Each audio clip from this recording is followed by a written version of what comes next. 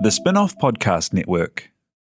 Are you making the most of your KiwiSaver investment? Generate is an award-winning KiwiSaver provider with a track record of strong long-term performance. Making a smart decision now could add tens of thousands of dollars by the time you reach retirement. Book a no-obligation chat with a Generate KiwiSaver advisor today at generatekiwisaver.co.nz/get-advice. A copy of the product disclosure statement is available at generatekiwisaver.co.nz. The issuer of the scheme is Generate Investment Management Limited, and of course, past performance does not guarantee future returns. I'm Toby Manhire, and this is Juggernaut, the story of the Fourth Labour government.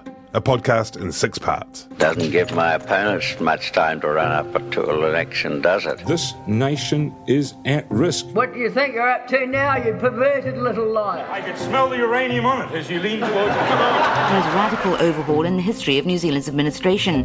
Juggernaut, the story of the Fourth Labour government. Made with the support of New Zealand On Air. Listen now on The Spin-Off or wherever you get your podcasts. You know, there is some... Is that your phone going, Ben? Yeah, oh, shit. Actually, can I just... You can. So...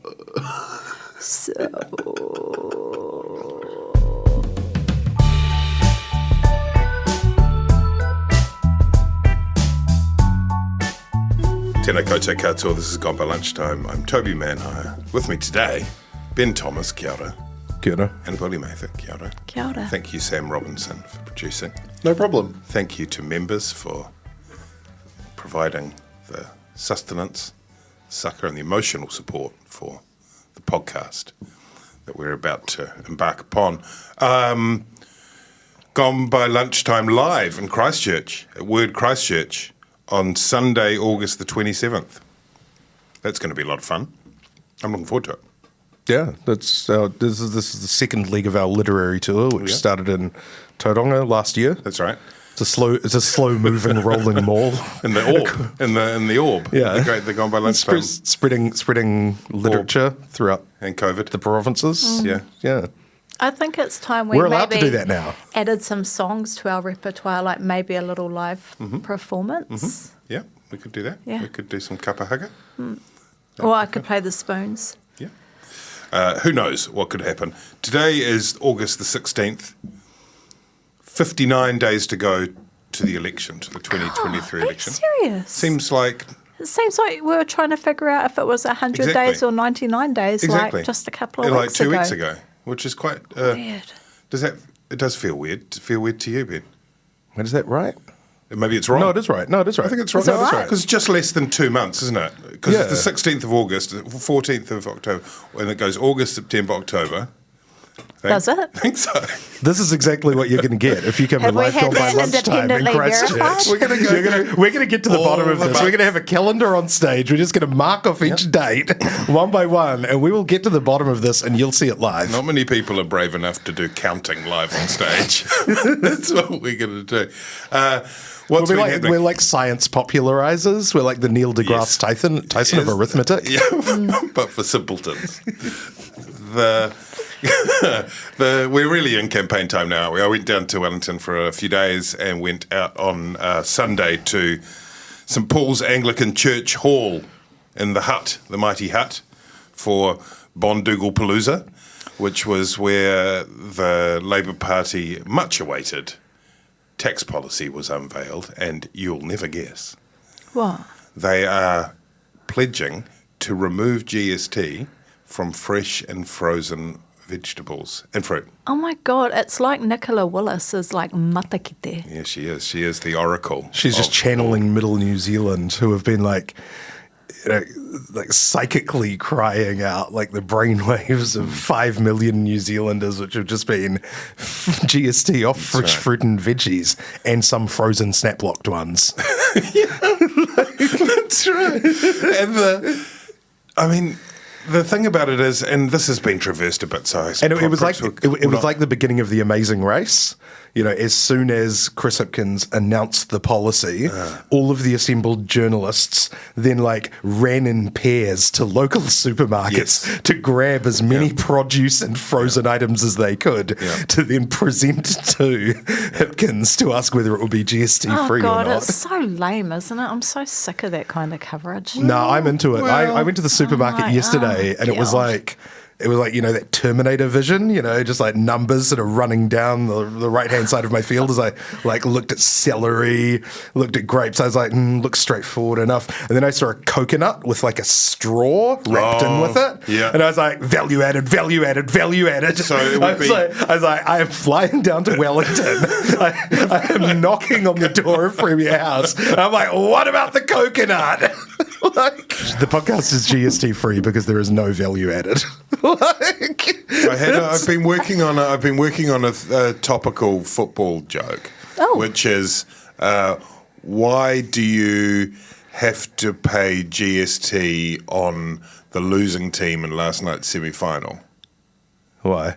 Because the Spaniards desiccated the Swedes. Wow. So clever and hilarious. Well done, Toby. I like that. There's your cold open, Sam. I don't get it. Yeah. I think go with the other cold open, Sam. Oh, fuck! Obviously, all of the stuff had been traversed at length because Nicola Willis announced the policy in the distant mists of time. Hundreds of days ago. And of course, it had already been thoroughly discounted by the Finance Minister, Grant Robertson. Tax Working Group, the Finance Minister. And Grant Robertson knew that he was walking into that on Sunday, and he came in with a good line. He's always good for a good line. He said, I don't represent myself as any kind of saint, but I've been on my own road to Damascus when it comes to the announcements we're making today. And there were crates of apples under the stairs. It was pretty, but there was no doubt about what was going on. And then equally inevitably, of course, as you say, it came to this question of whether or not quick and easy, tasty mini beats qualified as GST. What does, what doesn't? All of the previous historic criticisms came out. Chris Hipkins went to bed on Sunday night having fever dreams with big, fresh animatronic vegetables in various states of vacuum pack.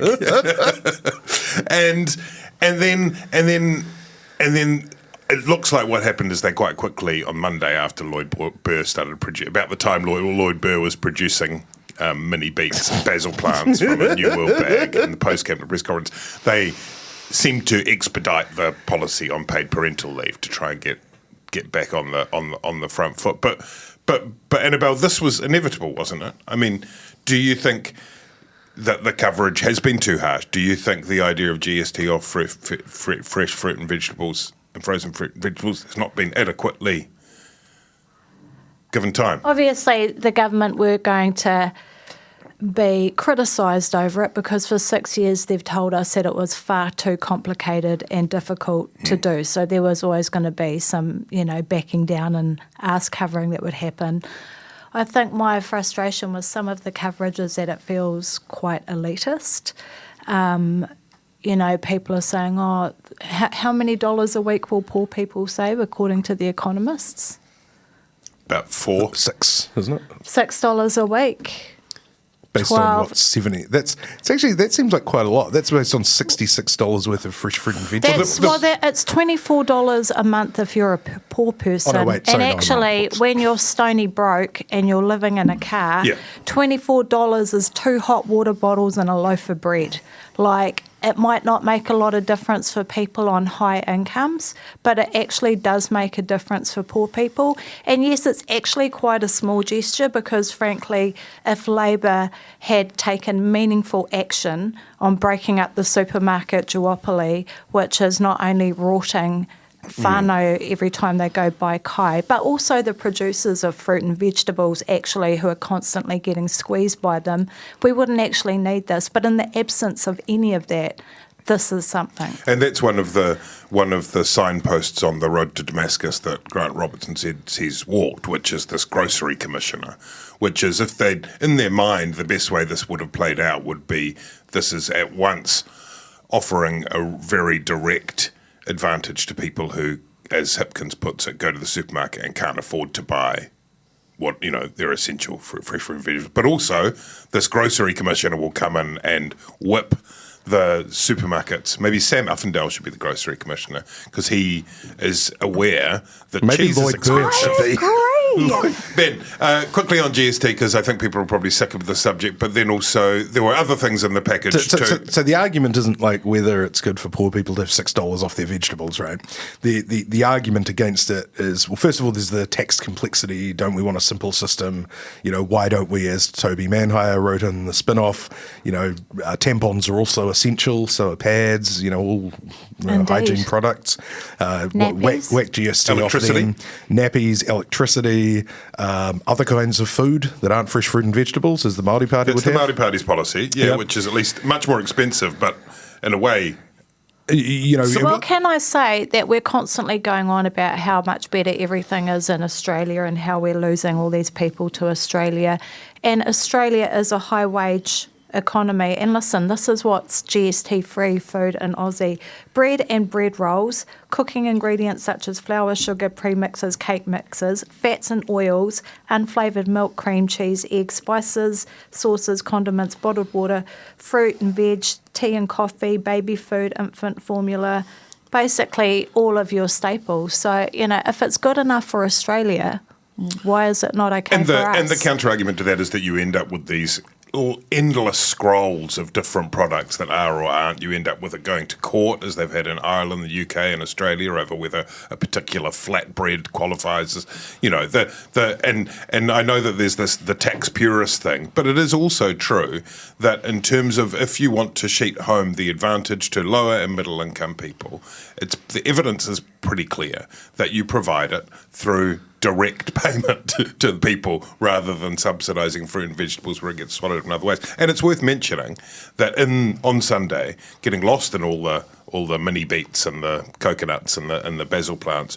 were two other measures. One is an increase in the in-work tax credit, and the other is lifting the Working for Families abatement, although that doesn't kick in till 2026. And the other thing is that the abatement is an important issue because the whole point of Working for Families, when it was launched, was this in-work tax credit. There's a few other credits which are just sort of, having a kid credit and that kind of thing. But the in-work tax credit is if you're a parent who's on a benefit and you work, I think a minimum number of hours, I think it was 10 hours a week or so, you qualify for the in-work tax credit, and that's like an extra payment of money.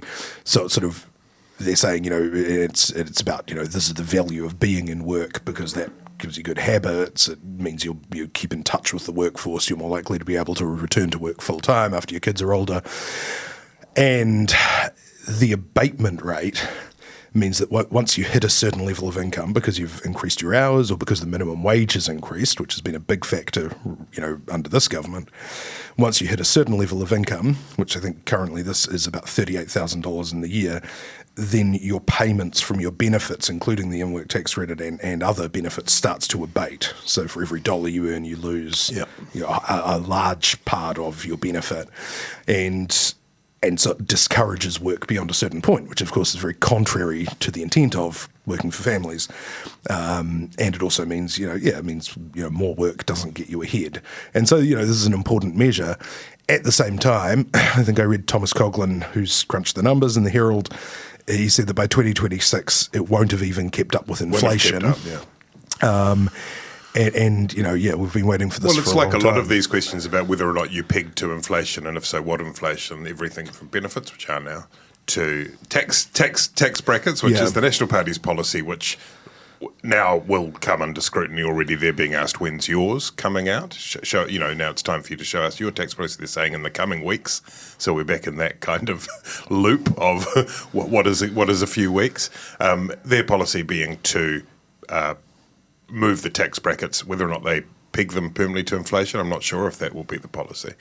The next day, the paid parental leave policy, did that seize back the initiative successfully. I again went along to that, and Chris Hipkins was at the Brooklyn kindergarten, and tell you what, he looked genuinely happy. Like he obviously really did relish being in. He talked about how he used to enjoy doing that as Minister of Education. There was talk of filling buckets, and he definitely filled his buckets there. And there was, although he was handed a picture book to read, which cruelly was structured around a list of different groceries. Page by page. Nellie and her jelly, Guy and his pie. But, so that did again seem a bit like the fever dream was continuing. But that's after what happened with Nicola Willis's members' bill being squashed. That did feel a bit like Labor back onto good territory. The pledge here is that 4 weeks for partner leave to go on top, paid leave to go on top of the 2 unpaid that's already there. Again, it's staggered out so that the full 4 weeks doesn't kick in until 2026, which is sort of, this election is so far a lot about 2026. It's like a 3-year cusp of something special that's playing out until 2026. And this is all as a result of the deteriorating state of the government's books. That's right. And the sort of lack of sort of available money that's been put aside. And having to do prudence. Budgets. And having to, and so there's going to be it's like a very delayed lolly scramble. That's right. And Hipkins and Robertson have really ramped up that rhetoric about, there's not much money. We've got to be very careful. This is a low spending election, because they want to be able to paint National as fiscally irresponsible when the tax policy comes out. Yeah. And so they've really kind of gone back into that direction, after their sort of GST spree and that kind of thing. The interesting thing I think part of the reason they probably pivoted so fast was, when I saw one of their online pieces of collateral marketing for it, I thought it was an attack ad from another party. And it was like, coming soon. It was like, 1 kilogram of carrots, currently $2.99. Right. So soon, $2.61. And I was like, it brought back memories of, Michael Cullen's infamous chewing gum budget, where they promised tax cuts, and then it turned out to be sort of 20 cents a week for some people. And, I think there's something slightly sort of counterproductive about that kind of marketing. Kia ora, I'm Alex Casey, Senior Writer at The Spinoff. We wouldn't exist without the ongoing support of our generous members. If you're able to, you can make a donation at thespinoff.co.nz/donate. Kia ora, I'm Duncan Grieve, founder of The Spinoff. You can help us keep all of The Spinoff's award-winning journalism free for everybody by becoming a member today at thespinoff.co.nz/donate. Speaking of marketing that's counterproductive, did you see that ad that ACT had as a billboard, which had Winston Peters on it with one of his massive Cheshire grins and the words, what were the words? Don't be fooled again. That's right. And so the intention, it's black and white, and he's clearly mid-laughter. So the intention, I think, meant to be sinister laugh. Yeah, we've got this maniacal laughter from Winston Peters, and don't be fooled again by this guy.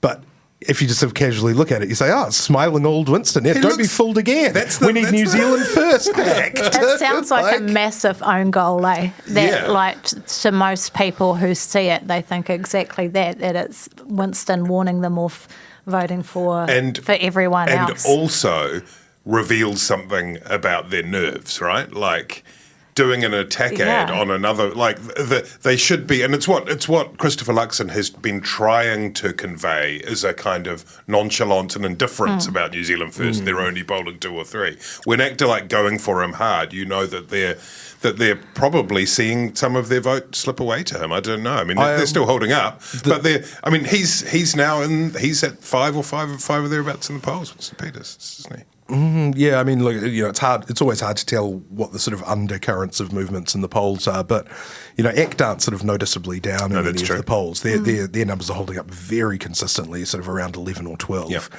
I think New Zealand First's voters sort of I think it seems to be coming from sort of Labour and some of those other little parties that were all kind of getting near 1%. But I think the worry for ACT is not so much that he eats into their vote.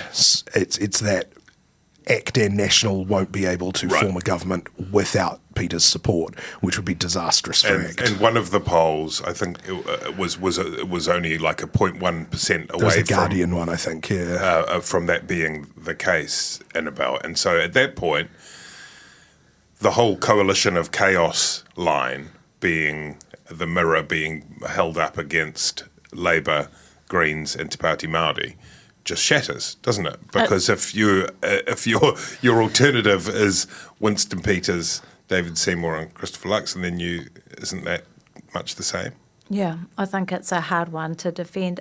It's interesting too that like Luxon was quick to rule out Te Pāti Māori, even though I realise that this Te Pāti Māori is different from Te Pāti Māori of old. But they have a track record of being very good coalition partners, yet he was very quick to rule them out and much more reluctant to rule out working with Winston. In terms of Winston and how he's polling, unless his vote seriously picks up, I think it's going to be problematic for him in the polling booth because it's a bit of a risk voting for New Zealand First if you're not 100% sure that they're going to get in. I dare say people might prefer to vote more safely towards ACT or National, who are basically offering the same stuff that Winston is. There's nothing sort of new or exceptional that he's got on the table. And so even though it looks like he's rising in the polls, when people have that come to Jesus moment in the polling booth, they may prefer to vote safely. But now that he is up around that 5% mark, some of that is assuaged, and he is definite. There is a real sense that he is just sort of hovering, just throwing out a few nibbles for the quote unquote fringe right. The real one will be if in the TV polls he hits 5%. Right. Yeah. That's the real. He's hit 5% in only one of the reputable polls, which is the Taxpayer Union one. What I call the reputable polls. Look, not desirable for National or ACT, but if he continues to take votes off Labour, probably fine.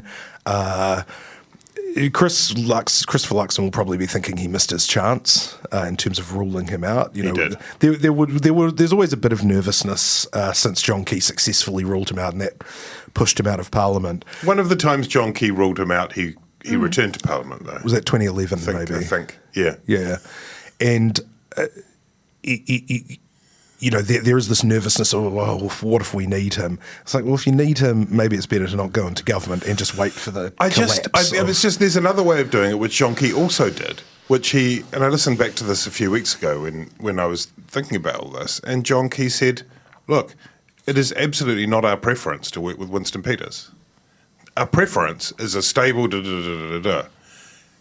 If necessary, we may explore that route. But at least there was some, and it was done. Do you mean be honest? Well, yeah, I'm just practical. I just think it's a bit like the way that Key was the first to introduce Toby. that we're going to say what the election date is. It's just this is MMP. We're just going to say what the election date is at the start of the year, and let's go. And I'm just going to say what everybody knows anyway. So I feel as though, in a way, maybe it doesn't matter. In a way, Luxon is being evasive and saying it's not a thing, it's not a thing, it's not a thing when it's clearly a thing, rather than just saying obviously it's not our. Well, presumably, the reality of that is it's not our preference, but if push comes to shove, then we'll have to see. Which is the case for everyone on every combination, right? It's certainly the case for New Zealand First when they rule people out. In the past, it has been. The interesting thing is that, in Christopher Luxon's defence, because I and a number of people have said, you want to rule him out, that will help drive down the vote. There is another argument, which actually is that John Key ruling out New Zealand First didn't drive down their vote, and that if you look at history, both times New Zealand First has gone out of Parliament have been times that it has been two interlinking factors. One, it has been a partner in government, which obviously isn't good for an anti-establishment party, and two, its donations have been investigated by the Serious Fraud Office. So, and those are the two times that it tends to go out. So currently there's no Serious Fraud Office investigation in sight, and we're only 9 weeks out or whatever. So it could be that ruling them out, wouldn't actually have the desired effect. That's the defence of Christopher Luxon. And there has been outrage among ACT supporters about the billboards. Why are you coming out and attacking Winston? I saw a clip on Twitter the other day of an outrage caller on Talkback ripping shreds off ACT for going after... Was it reality check radio? No, it wasn't reality check radio. Let's just talk very, very, very briefly about the Greens, who we haven't talked a lot about. And since the Elizabeth Kerekere debacle, they've been getting their campaign quite well ordered. The Kerekere valedictory speech, I think, is either today or tomorrow, so who knows what might be pulled out of the history bag on that one. But they've been doing policy launches on Sundays, kind of consistently for the last 5 or 6 weeks. This, on Sunday last, it was a home energy grant paid for out of their wealth tax, which, of course, is... not going to happen, but there is this. They're very disciplined in there. Whenever they get asked that question, they give back the same line, which is every vote that we get will increase our opportunity to influence, and no one can to put everyone to sleep. But that's fine. That works. They're not getting drawn into that, and but they've set themselves up as a very available stall for disaffected Labour voters who are saying, why aren't you going harder? Why aren't you restructuring the tax system? Any other thoughts on the Greens? I like their dental policy as well. Right, that looks like a proper, substantial shift, a sort of paradigm. They want to do paradigm shift stuff in politics, while the others are kind of. Sometimes it's like Labour and National are two bald men fighting over a comb, It's just, it makes sense. Like, it's such a weird anomaly in our health system that we'll take care of your heart, we'll give you brain surgery, we'll amputate your leg, but we can't touch your teeth. It's so weird, and it has such a massive impact in terms of overall health and well-being. And, of course, another area where poor people, the stories that we've done, people sitting at home ripping out their own teeth with pliers because they can't afford dental care, literally, is horrific. So I think it's a great policy. And there's also some optimism there about Rongotai particularly, maybe Wellington Central as well. There's some suggestion that Tamitha's got a very good chance. Done in some polling they've done in Rongotai is suggesting that it's neck and neck with Julian Genter and Flef Times. So I don't know, Ben. Is the Greens sort of the quiet achiever of this campaign so far? Yeah, they've certainly rolled out more policy to less acclaim, I think, than all 4 or 5 parliamentary parties. Yeah. They and ACT, to be fair, both put down their tax policy early on and said, right, that's there. Yeah. They're less vulnerable to the prefu or whatever because they can't. It's like they're not gonna be in charge of. In charge of the Treasury, but still, we're just going to crank up the wealth tax, the putative wealth tax. It's a relatively internally consistent set of policies. If you were wanting to advance a left-wing agenda, or a government that was advancing a left-wing agenda, you would probably be looking to vote for the Greens. Te Pāti Māori still not really clear what they want to do in government, apart from sort of, send encouraging messages to Putin in his invasion of the Ukraine or whatever. They've got some good policies, to be fair. They've been rolling out some policies too. John Tamahiri, what was the one John Tamahiri got very cross that people weren't paying attention to? That was the neutrality one. Oh, it was the foreign policy neutrality. Love that one. It's a great policy. And GST off all fruit, off all kai. All food. GST, no more GST. There was in the House yesterday, and in kind of the parliamentary politics generally, it does feel quite tetchy and quite tense. I don't know if you've seen some of the exchanges. There was when Willie Jackson had a go at Chris Bishop after Bishop had brought up the Deborah Russell's historic positions on tax, which had now been contradicted by the Labour, and Willie Jackson said, "Get it through your thick head," to him twice. And Chris Hipkins responded to a question from David Seymour saying that the question was racist. And this is the sort of stuff that normally doesn't happen in parliamentary etiquette, and there are withdrawals. No, and of course you're prevented from sort of calling people racist. Standing orders. And then the big one was the Nicola Willis Grant Robertson antagonism, in which Grant Robertson was on News Talk ZB and called Nicola Willis a liar over and over again. Heather Duplessis-Allen was sort of saying, "Don't say liar." Because that's one of the words that does kind of prick up the ears of lawyers. And it was in response to Nicola Willis theorising about whether or not an error in a fact sheet about the GST changes was the result of a disagreement between Chris Hipkins and Grant Robertson. And, I mean, there isn't any evidence to suggest that that was the case. The response, though, probably was informed by some sensitivity about perceptions of there being differences, some of which we know about, like over the tax switch with the wealth tax, almost certainly over the fruit and veggie thing. Yeah, Robertson particularly, Willis seems to be getting under his skin in Parliament, prior to the announcement of the GST tax, the GST policy. I think it was maybe a couple of weeks ago in the House.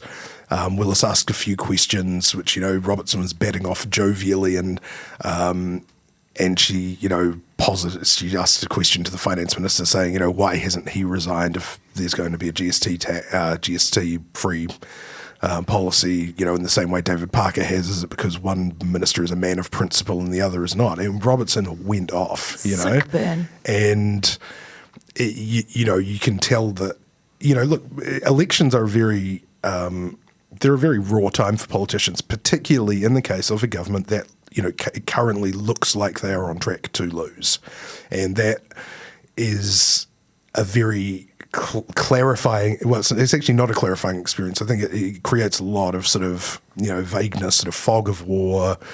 I think ministers, sometimes they feel like they haven't been appreciated enough for what they've done. They look at the polling, they look at everything they've gone through, particularly say the COVID times.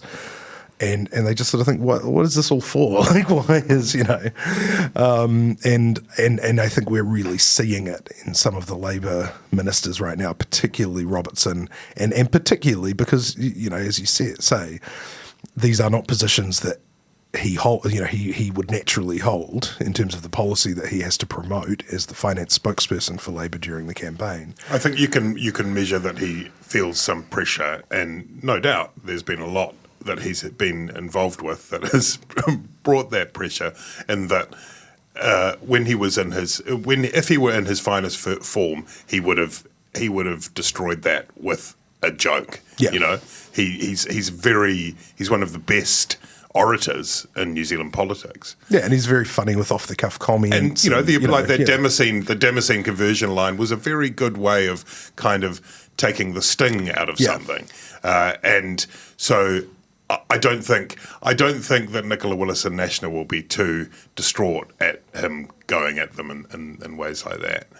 Oh no, absolutely. I mean, they would take that as as a huge victory. Getting under the skin in question time. Yeah, you have to feel for him because one of his pet policies, the employment, the job insurance. Yeah.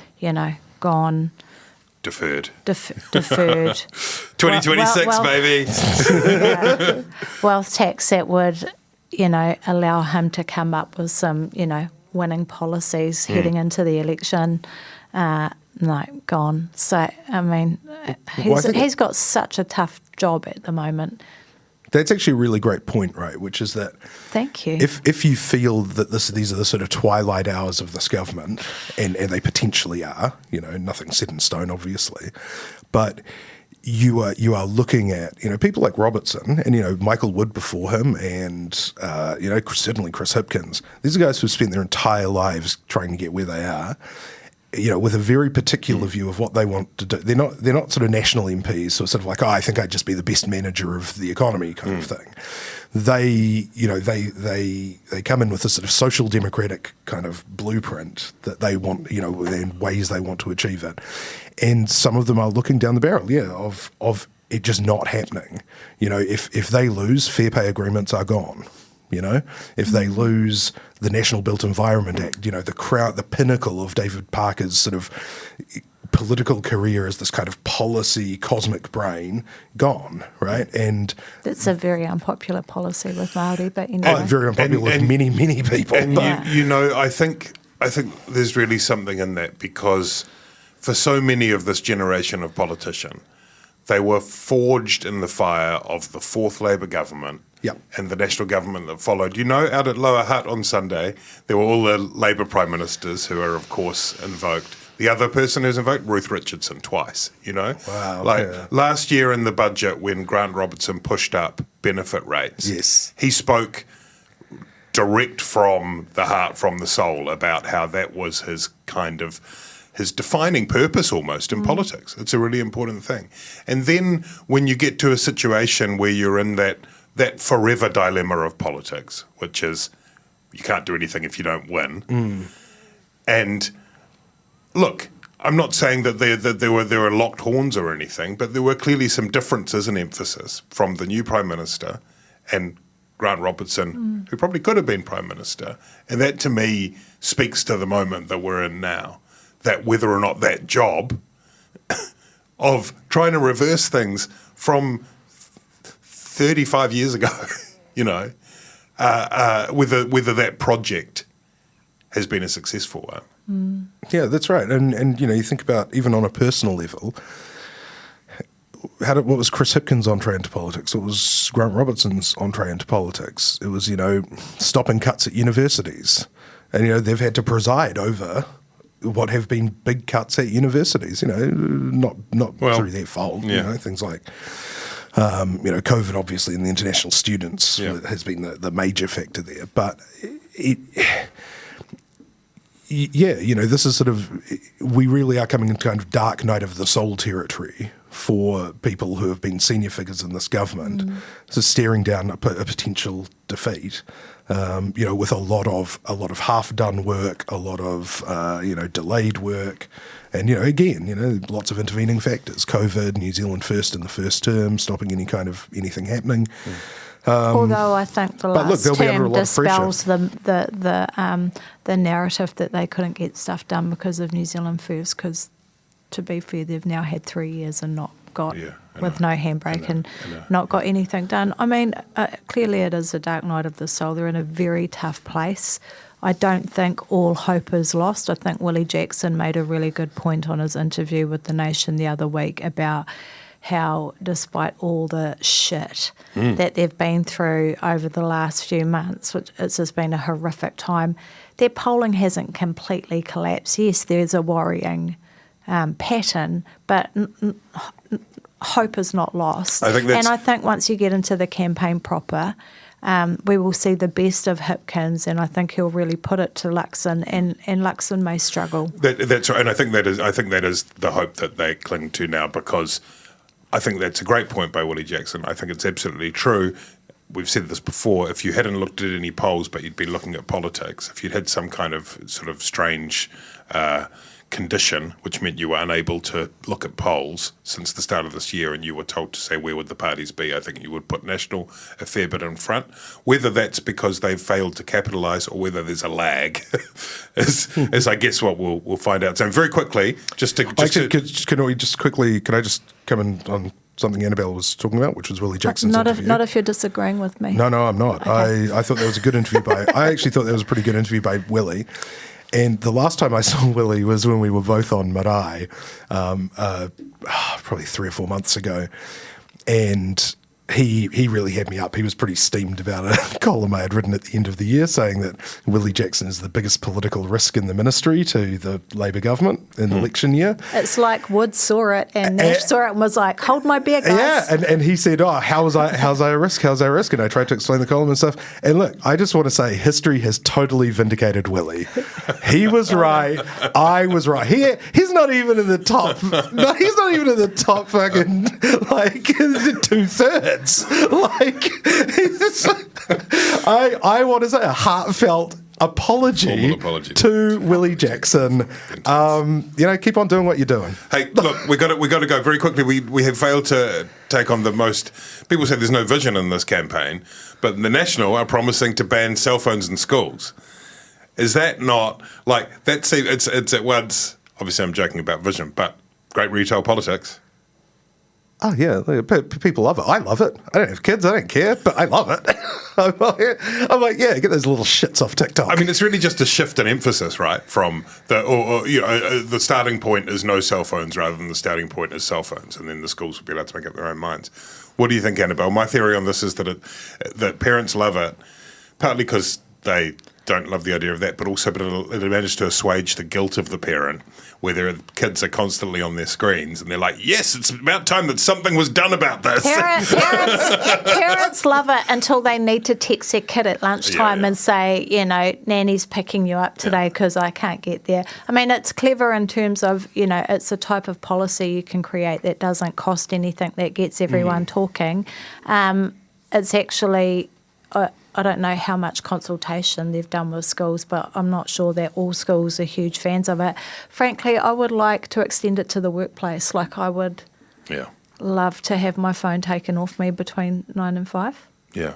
Feel like I get a lot more done. Do you know, I interviewed Stephen Joyce in the studio last week, and in the course of the interview, he checked his phone about 100 times. It's like, mate, stop doing that. He's not hearing this because he doesn't listen to podcasts. Okay, let's ban all of that. The other thing about it is, it doesn't cost anything, broadly popular, and also, it sort of reinforces this idea, the same as sort of 1 hour compulsory reading and writing and arithmetic. It's that sort of back to basics, this isn't all about, learning different modes of learning through your devices. I hope the video can see that Annabelle is literally scrolling her phone while you speak. I've got a meeting and I'm like, oh God, I just realised that I'm now late. Thanks. Okay, let's wrap it up. Sam, you can give this podcast out in about 36 hours once you edit out all the libels. Kia ora!